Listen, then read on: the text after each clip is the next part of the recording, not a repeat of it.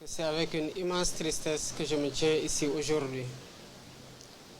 face à cette tragédie humaine qui nous bouleverse tous.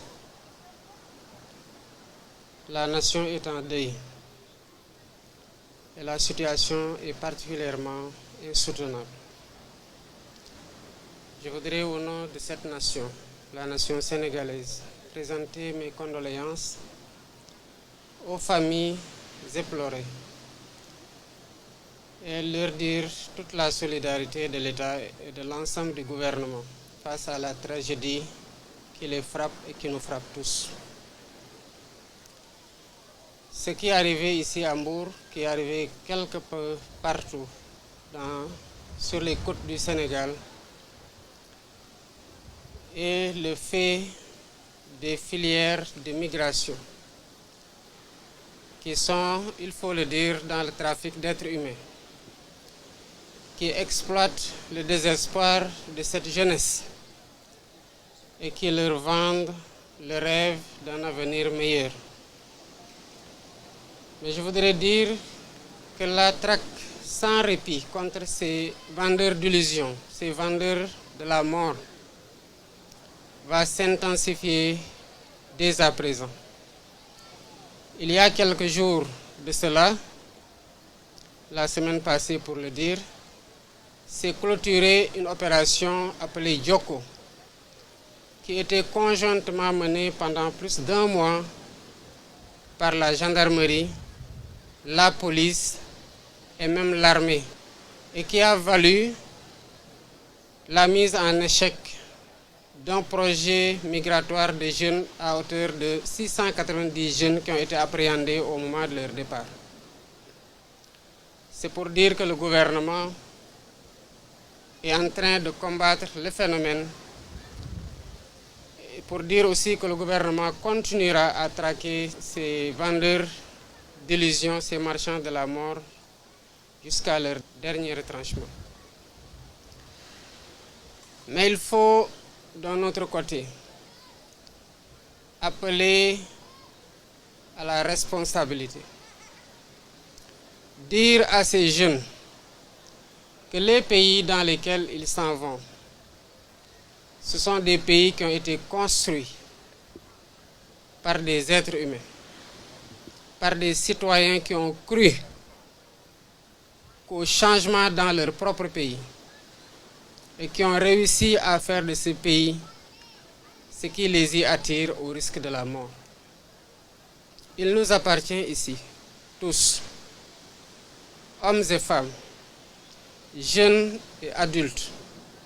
gouvernants et citoyens, de nous mettre autour d'un projet de construction de ce pays et de croire à l'espoir, de croire à la possibilité de changer par nous-mêmes et pour nous-mêmes le visage de notre pays. Le gouvernement travaille d'arrache-pied à mettre en œuvre des politiques publiques adéquates pour donner du travail aux jeunes ici au Sénégal et les inviter à la reconstruction de notre pays. Il y va de notre responsabilité à tous. Je voudrais aussi appeler les familles à mettre moins de pression à ces jeunes. La pression positive se comprend de la part des parents sur les moins jeunes et sur les jeunes. Mais la pression ne doit pas aller au-delà de la motivation à travailler, à se serrer la ceinture et à y croire et à avoir de l'endurance dans les difficultés, mais ici au Sénégal. Elle ne doit pas aboutir à faire prendre le risque suicidaire d'emprunter les vagues. Il n'y a que la mort qui s'offre comme alternative quand on prend un voyage aussi périlleux. Le gouvernement continuera à mettre tout en œuvre pour dérouler les politiques qui permettent aux jeunes de travailler. Mais encore faudrait-il que l'ensemble de ces jeunes comprennent qu'il n'y a pas de sot métier. Les métiers que beaucoup d'entre eux exercent ici sont les mêmes qu'ils cherchent à exercer ailleurs ou même des métiers moins valorisés. S'il ne s'agissait que de jeunes qui n'ont pas de travail, encore on pourrait dire que c'est le chômage et c'est l'envie de se réaliser. On comprend leur désarroi. Mais il y en a qui ont du travail et qui veulent malgré tout arrêter de travailler et qui prennent les vagues. Cela ne peut être une option. Je voudrais aussi appeler à la solidarité des populations. Dans les prochains jours, le gouvernement mettra en place un numéro vert. Parce qu'il ne peut pas y avoir de départ dans les conditions où les gens empruntent la mer sans qu'il y en ait qui en sachent quelque chose. Mais ils ne doivent pas se taire parce que quand ils se taisent, c'est des centaines de jeunes qui perdent la vie. Et c'est ces jeunes-là qui doivent reconstruire le pays. C'est ces jeunes-là qui constituent l'espoir. Donc, les forces de l'ordre font un travail remarquable. Mais il faut que les populations, quand ce numéro vert-là sera mis en place incessamment, qu'ils se mettent à dénoncer les filières de migration et à dénoncer tous ceux qui sont en train de convoyer des jeunes vers les vagues de la mort. Il faut que les jeunes et les populations comprennent que la situation qui a fait prendre la mer à ces jeunes pendant des années ne peut être résolue du jour au lendemain. Il faut du temps pour que les solutions qui sont mises en place opèrent et que les conséquences positives se fassent ressentir. Entre-temps, il nous faut prendre notre destin en main en tant que Sénégalais ici au Sénégal et ne pas fuir les difficultés et les défis qui s'imposent au peuple sénégalais, jeunes, vieux, hommes et femmes qui doivent relever ces défis-là. Voilà ce que je voulais dire en présentant à nouveau toute ma compassion et la solidarité du gouvernement à l'ensemble du peuple sénégalais, mais aussi à l'ensemble des familles éplorées dans cette tragédie. maa ngi taxaw fii ci Mbour ci plage bi ak tiis ak naqar gu mag gu amul fu ñu ko mën a xayma li xew fii musiba la te musiba mënu ko weesu ndax bu ñu waxee ne am na gaal gu am lu mat juróom-ñett fukki nit ñu génnee ci ñeent kese ñoo xamante ne ñu ngi dund boobu ba tey ñu ropp ci lu mat fanweer ak juróom-ñaar ñeneen ñi gisuñu ko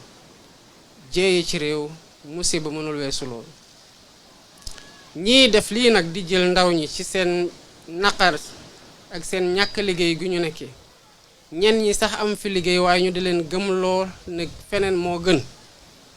ba tax ñuy jël alal guñ ciy dàq rek tax ñu jël ndaw ñooñu di leen yóbbu ci géej gi pour yóbbu leen Espagne wala feneen ñooñu gouvernement bi dina ko jëflante ak ñoom ba mu mat sëkk te dinañ taral daan yi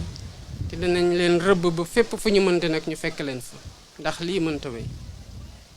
kon li xew metti na ci njaboot gi ñàkk seeni doom waaye metti na tamit ci askanu Sénégal yépp ndax lii di xew ndaw ñi di mbabb ñoom ñëpp di dem bitim réew yooyu ñu dem il faut que ñu xam ne que ay malaaka tabaxuñ ko ay jinne tabaxuñ ko ay doomu aadama yi nekkoon ci jafe-jafe gëm na seen réew dafa waroon soppeeku ñu toog di ko liggéey rek ko liggéey ba mu mel noonu ba ñoom ñu bëgg faa dem ci condition yi ñu fa bëgg a demee gouvernement bi yàggul dara boole na gendarmerie ak police armée sax boole nañ ko ci lu ëpp weer ñu ngi doon dàqante di patrouiller ci plage ba tere nañu lu mat juróom benn téeméer ak juróom-ñeent fukk ñoo xamante ne dañu doon waaj dem ñu téye leen kon gannaaw solution yooyu ngi ñuy ut pour tere nit ñu dem ñu ngi tamit uti pexe pour jox ndaw ñi liggéey waaye dëgg gi tamit mooy du ñuy dem ñëpp amul liggéey am na ñoo xamante ne am na ci luñ jàpp waaye xëy na dañoo bëgg lu gën a bari ba tax ñuy jël risque yi ñu bëggoon leen wax ne àdduna dara xëyul sotti te njaboot yi nga xamante ne ñooy teg pression seeni doom nañu xam ne que pression sa njaboot lu baax la ci waajur bu koy teg ci njabootam waaye na doon pression positive maanaam di ko ñaax mu gën a góorgóorlu mu gën a am jom waaye jom ji ko toogloo fii muy liggéey li ko yàlla wërsëgale mu téye ci loolu pas teg ko pression ba moom dootul xejjati Sénégal ba dem wala dee wala des fii gën a nekk ñaari alternative yi mu am loolu mënta doon pexe kon na Sénégalais yépp xam ne lii xew fii solution yu gouvernement bi ñëw doore egsi di mettre en place mënul xëy rek ñëpp amandoo liggéey ci ndànk-ndànk la ñuy saafara problème yi ñu fi fekk ba ku ne xam ne Sénégal ñu ngi koy liggéey te ku ne jàpp xam war a jàpp na tamit sa loxo dañ ko ci war a dugal kon dina am idiir ndax lépp xëyul sotti te ñëpp ñi nga xamante ne ñu ngi gis ay nit ñuy waajal a dem buñ ko yeggee nañu xam ne seen responsabilité la, parce que dafa mel ne rek nga gis nit muy dem di xaru ji doo ko seetaan da ngay def lépp pour mu bañ a xaru wala pour mu bañ a sotti. nañ ko jàppaleen ko balaa muy dee ngay dégg jàppaleen ko balaa muy dee googu nag jàppaleen ko balaa muy jël géej ci dee mën ko fekk ci la bokk. moo tax fan yii di ñëw ci lu gën a gaaw sax gouvernement bi dina teg numéro vert, maanaam fenn foo xamante ne ku fa nekk mën na faa woote te bu ko jaree sax dinañ ci teg ay neexal pour ñi nga xamante ne ñooy yoole ñi bëgg a dem dinañ sowe bakkan, waaye dinañ am tamit ni ñu leen neexalee ndax ñu mën a xam ne lii ñu nekkee di ko xeex gouvernement bi kese doyu ci, ndax gouvernement bi mënul nekk ci plage bu ne, waaye ku ne ci plage yor fa sa téléphone gis ay nit ñu dem xamal ne jéey gu toll nii war na ci mën a am. kon sa responsabilité en tant que jullit mooy ku gëm nga war a mën a tere nit ñi jël risque bu toll nii. lu xew nii ñu ne 80 personnes ñoo ci nekkoon te 4 rek ñoo ci rescapé, kon daanaka lu mat juróom-ñaar fukk ak lu teg ñàkk na fi seen bakkan. te lii bu muy xew ba tey 2007 ba tey ba 2024 bii ñu nekk nii léegi mu ëpp ñaar fukki at ñi ci ñàkk seen bakkan bari na lool te ay ndaw la ñoom ñoo war a tabax réew mi. kon responsabilité collective bi ak solidarité bi entre ci biir sénégalais yi na ko ñëpp na ku ne jàpp na responsabilité boobu nu mu gàlloo ci loosu gouvernement bi noonu la gàlloo ci sa loos te nga jouer sa partition. loolu mooy tax en attendant que solution yi ñuy mettre en œuvre, maanaam pexe yi ñuy nas wane résultat yi ñuy xaar, ku ci ne nekk un sentinelle par rapport ak migration yi di xew. kon lii moo nekkoon li nga xamante ne bëgg naa ko fi jukki ci ay kaddu te delluwaat masawu njaboot gi yëpp ñu ñàkk seen doom, masawu askanu Sénégal, waaye di wax ndaw ñi nañu gën a takk seen ndigg boole koog muñ te ñu booloo liggéey réew mi. balaa muy yàgg incha allah dañu commencé gis résultat yi nga xamante ne ñoom lañ diglanteeg ñoom, waaye réew mi kenn du jóge bitim réew di ñu ko tabaxal. ni waa bitim réew toogee ba tabax seen réew ba mu mel ni suñu doom yi di jël risque dee pour dem fa, noonu la ñu war a toogee fii gëm ne réew mi fii lay changer. bu amee lu ci doxul ñun ñëpp ko war a jubbanti, ndax ku ne am nga fi responsabilité te fii la ñu yàlla tanal. salaamaaleykum wa rahmatulah.